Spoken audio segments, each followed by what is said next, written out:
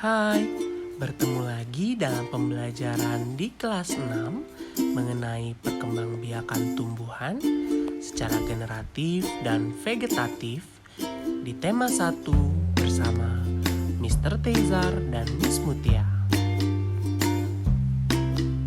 Sebelum memahami mengenai kedua perkembangbiakan tersebut, mari saksikan video berikut ini. Do you see plants and trees almost everywhere around us?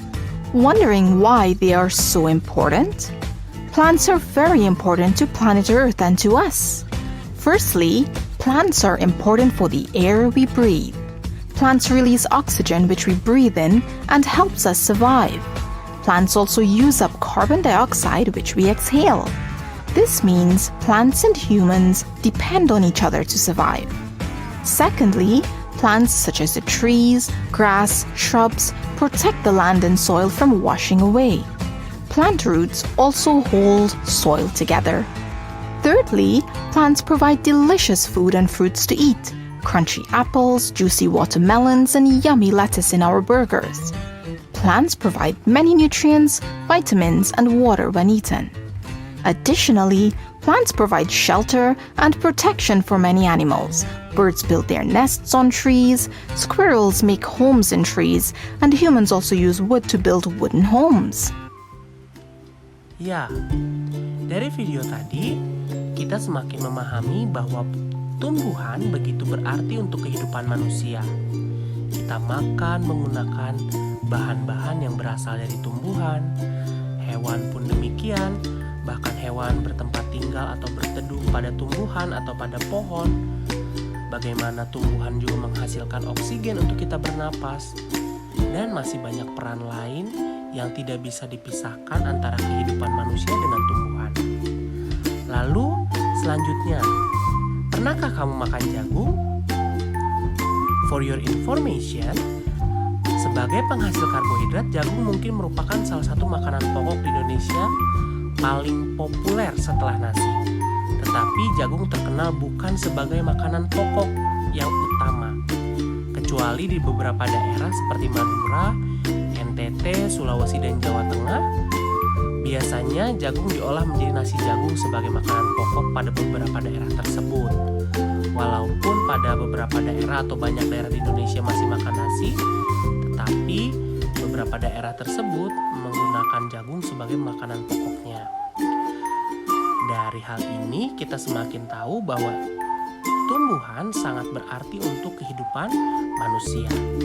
Lalu pertanyaan selanjutnya, bagaimanakah tumbuhan bisa terus ada agar dapat kita rasakan manfaatnya? Tumbuhan harus melakukan sebuah proses yang namanya perkembangbiakan agar tumbuhan tersebut selalu ada dan kita bisa rasakan manfaatnya sebagai manusia. Adapun berdasarkan jenisnya, perkembangbiakan pada tumbuhan dibagi menjadi dua, perkembangbiakan secara generatif dan perkembangbiakan secara vegetatif. Kita awali dengan perkembangbiakan secara generatif. Perlu diketahui, perkembangbiakan tumbuhan secara generatif melalui proses penyerbukan dengan menggunakan organ bunga atau istilahnya secara kawin. Nah, pada perkembangbiakan ini, bunga lah yang menjadi organ utama bagaimana beberapa tumbuhan bisa melakukan perkembangbiakan generatif. Untuk bisa lebih memahami perkembangbiakan generatif, mari kita mengingat lebih dalam lagi mengenai bagian-bagian bunga yang berperan pada proses penyerbukan pada beberapa tumbuhan. Yang pertama, ada benang sari, alat kelamin jantan pada bunga. Ini menghasilkan serbuk sari. Yang kedua, putik. Putik merupakan alat kelamin betina, menghasilkan ovum. Dan yang ketiga, ruang bakal biji atau ovarium, tempat terjadinya pembuahan. Dan for your information, bunga yang memiliki benang sari dan putik dalam satu bunga disebut sebagai bunga sempurna.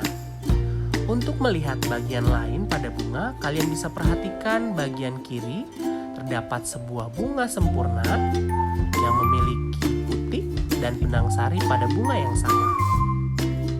Setelah mengetahui bagian-bagian bunga, kita lanjutkan ke proses penyerbukan. Tadi disebutkan kalau generatif, maka tumbuhan melakukan proses namanya penyerbukan. Penyerbukan merupakan proses jatuhnya serbuk sari pada permukaan putik yang terjadi pada bunga dari tumbuhan. Dalam prosesnya, ada macam-macam penyerbukan yang dilakukan oleh bunga. Untuk lebih memahami, Mister petakan dalam sebuah bagan. Yang pertama, penyerbukan itu bisa dibantu atau tanpa bantuan. Maksudnya, pada beberapa bunga, proses penyerbukan ini tidak terjadi secara alami tanpa bantuan. Ada yang mengalami proses penyerbukan dengan bantuan, misalnya oleh angin, oleh hewan, ataupun manusia. Tetapi ada juga yang melakukannya sendiri tanpa bantuan. Proses penyerbukan pada tumbuhan yang terjadi tidak dengan bantuan apapun, melainkan oleh tumbuhan itu sendiri disebut sebagai kleistogami. Sedangkan jika dibantu oleh angin, istilahnya adalah anemogami. Jika dibantu oleh hewan, maka itu menjadi zoidiogami. Jika dibantu oleh manusia, disebut sebagai antropogami. Selain berdasarkan dibantu atau tidak dibantunya, penyerbukan juga dibagi menjadi 4 jenis lainnya, yaitu penyerbukan sendiri, penyerbukan silang, penyerbukan tetangga, dan penyerbukan bastar. Bagaimanakah keempat jenis ini? Nanti selanjutnya akan Mister jelaskan.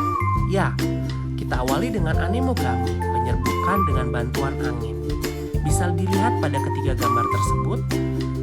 Anemogami terjadi pada bunga yang berukuran kecil, tidak memiliki mahkota bunga atau mahkotanya kecil, mahkotanya tidak berwarna menarik, sehingga serangga tidak tertarik untuk hinggap. Serbuk sarinya pun kecil, ringan, dan banyak, sehingga mudah terbang dibawa oleh angin. Bunganya tidak beraroma, tidak memiliki kelenjar madu, dan kelopak bunga, sehingga hal ini menyebabkan serangga pun tidak akan hinggap, maka hanya anginlah yang membantu proses penyerbukannya. Yang kedua, zoidiogami, penyerbukan dengan bantuan hewan. Kamu bisa lihat pada gambar, zoidiogami terjadi pada bunga-bunga yang memiliki mahkota yang berukuran besar dan berwarna mencolok. Hal ini menyebabkan serangga mau hinggap karena warnanya yang mencolok. Serbuk sarinya berukuran besar, berat, dan lengket. Ciri selanjutnya, bunganya beraroma khas dan memiliki kelenjar madu atau nektar. Sehingga hal ini menyebabkan serangga semakin tertarik untuk hinggap pada bunganya. Putiknya pun lengket dan kecil. Hidrogami. Hidrogami merupakan penyerbukan dengan bantuan air. Dengan demikian, tumbuhan-tumbuhan yang mengalami hidrogami adalah tumbuhan air, yaitu misalnya seperti eceng gondok dan teratai. Selanjutnya, antropogami. Antropogami merupakan penyerbukan dengan bantuan manusia atau secara sengaja dilakukan oleh manusia. Penyerbukan dilakukan secara sengaja karena ketidakmampuan tumbuhan tersebut untuk melakukan perkembangbiakan sendiri, sehingga manusia berperan penting pada penyerbukan tumbuhan tersebut.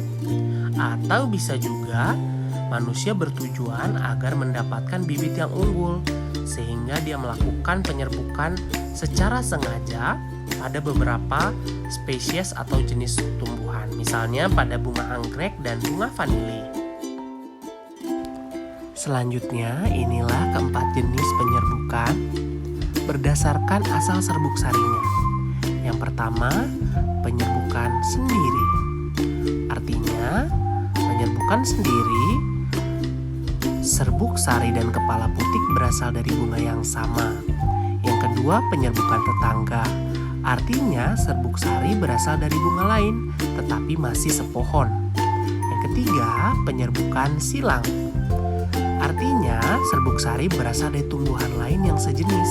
Dan keempat, penyerbukan bastang. Artinya serbuk sari berasal dari tumbuhan lain yang berbeda jenis. Setelah terjadinya penyerbukan, maka proses selanjutnya bisa dilihat pada siklus ini.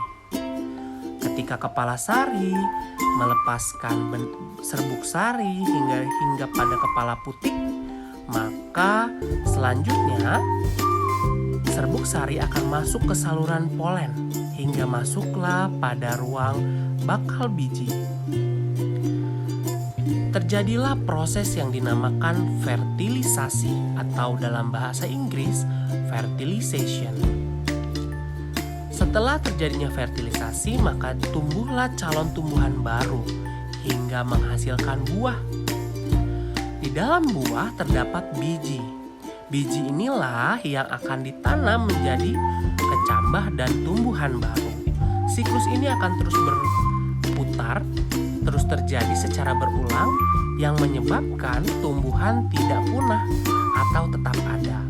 Maka dengan demikian, dengan adanya perkembangbiakan secara generatif, maka tumbuhan akan selalu ada, akan selalu bisa kita rasakan manfaatnya melalui siklus yang kalian bisa lihat pada gambar ini.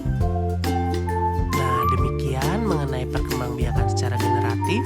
Kita lanjutkan penjelasan mengenai perkembangbiakan vegetatif pada part selanjutnya.